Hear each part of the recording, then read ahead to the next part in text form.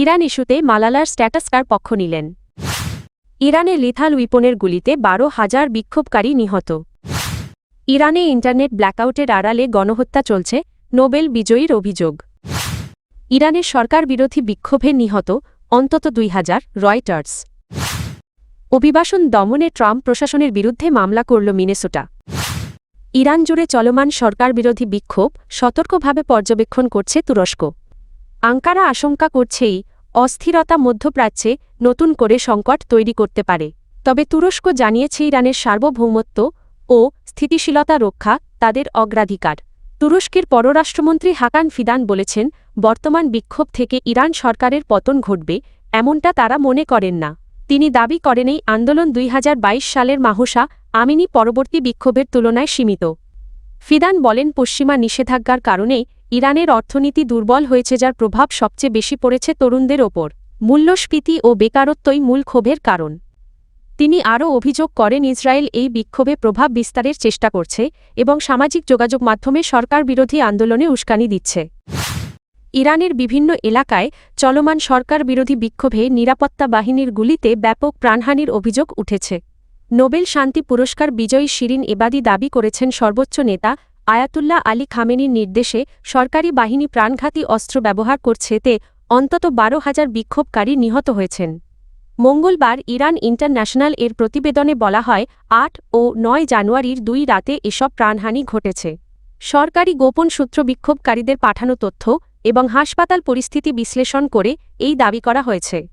শিরিন এবাদি অভিযোগ করেন, ইরানি কর্তৃপক্ষ ইচ্ছাকৃতভাবে ইন্টারনেট ও যোগাযোগ ব্যবস্থা বন্ধ করে দিয়ে হত্যাকাণ্ড চালাচ্ছে এবং এর প্রমাণ গোপনের চেষ্টা করছে। ইনস্টাগ্রামে দেওয়া এক পোস্টে তিনি বলেন, সাক্ষীদের ভয় দেখানো, গণমাধ্যম বন্ধ রাখা এবং যোগাযোগ বিচ্ছিন্ন করা একটি সংগঠিত নীরবতার অংশ। তিনি আন্তর্জাতিক সম্প্রদায়কে দ্রুত হস্তক্ষেপের আহ্বান জানিয়ে বলেন, এটি ইন্টারনেট শাটডাউনের আড়ালে সংঘটিত একটি পরিকল্পিত গণহত্যা। ইরানের নোবেল শান্তি পুরস্কার বিজয়ী শিরিন এবাদি অভিযোগ করেছেন, দেশটির কর্তৃপক্ষ ইচ্ছাকৃতভাবে ইন্টারনেট ও যোগাযোগ ব্যবস্থা বন্ধ করে দিয়ে গণহত্যা চালাচ্ছে এবং এর আলামত গোপন করছে। তিনি আন্তর্জাতিক সম্প্রদায়কে দ্রুত হস্তক্ষেপের আহ্বান জানিয়েছেন। ইনস্টাগ্রামে দেওয়া এক পোস্টে এবাদি বলেন, ইন্টারনেট শাটডাউন, গণমাধ্যম বন্ধ, সাক্ষীদের ভয় দেখানো, সব মিলিয়ে ইরান একটি সংগঠিত নীরবতার মধ্যে পড়েছে। তার ভাষায় এটি গুলি চালিয়ে সংগঠিত একটি পরিকল্পিত হত্যাকাণ্ড, যার প্রমাণ মুছে ফেলার চেষ্টা চলছে। এবাদি ইরান ইন্টারন্যাশনালের বরাতে দাবি করেন, মাঠ পর্যায়ের তথ্য ও চিকিৎসা সূত্র বিশ্লেষণে 8 ও 9 জানুয়ারির 2 রাতে অন্তত 12,000 মানুষ নিহত হয়েছেন, যা ইরানের সাম্প্রতিক ইতিহাসে সবচেয়ে বড় হত্যাকাণ্ড হতে পারে। তবে এই সংখ্যা স্বাধীনভাবে যাচাই করা সম্ভব হয়নি। তিনি অবিলম্বে ইন্টারনেট পুনর্বহাল, স্বাধীন আন্তর্জাতিক তদন্ত এবং দায়ীদের বিচারের দাবি জানান। অন্যদিকে বিভিন্ন মানবাধিকার সংস্থা নিহতের সংখ্যা 50 থেকে কয়েক হাজারের মধ্যে বলে উল্লেখ করেছে। ইরান সরকার এখনও এসব অভিযোগের সরাসরি জবাব দেয়নি, তবে আগেও বিক্ষোভকারীদের বিদেশি প্রভাবিত ও সন্ত্রাসী বলে দাবি করেছে। এই পরিস্থিতিতে ইরানকে ঘিরে আন্তর্জাতিক উদ্বেগ আরও বাড়ছে।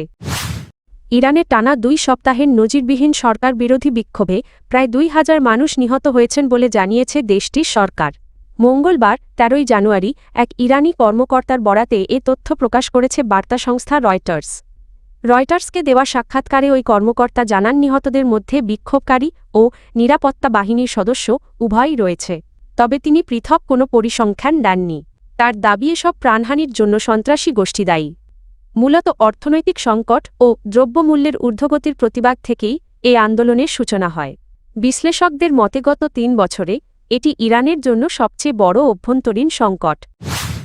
অভিবাসন দমনে কঠোর পদক্ষেপের অভিযোগে যুক্তরাষ্ট্রের প্রেসিডেন্ট ডোনাল্ড ট্রাম্পের প্রশাসনের বিরুদ্ধে মামলা করেছে মিনেসোটা রাজ্য। সোমবার এ মামলা করা হয়। মিনেসোটার অ্যাটর্নি জেনারেল কিথ এলিসন জানান, রাজ্যে অতিরিক্ত সংখ্যক ফেডারেল অভিবাসন কর্মকর্তা মোতায়েন করায় জননিরাপত্তা হুমকির মুখে পড়েছে। তার অভিযোগকম প্রশিক্ষিত ও অতিরিক্ত আগ্রাসী সশস্ত্র এজেন্টরা অভিযান চালাচ্ছে, যা সংবিধান ও ফেডারেল আইনের লঙ্ঘন।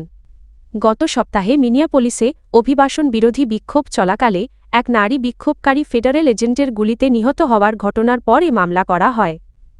মিনিয়াপোলিসের মেয়র জ্যাকব ফ্রে বলেন, ডেমোক্র্যাট নেতৃত্বাধীন রাজ্য হওয়ায় মিনেসোটাকে ইচ্ছাকৃতভাবে লক্ষ্যবস্তু করা হচ্ছে। তিনি ট্রাম্প প্রশাসনের অভিবাসন নীতির তীব্র সমালোচনা করেন।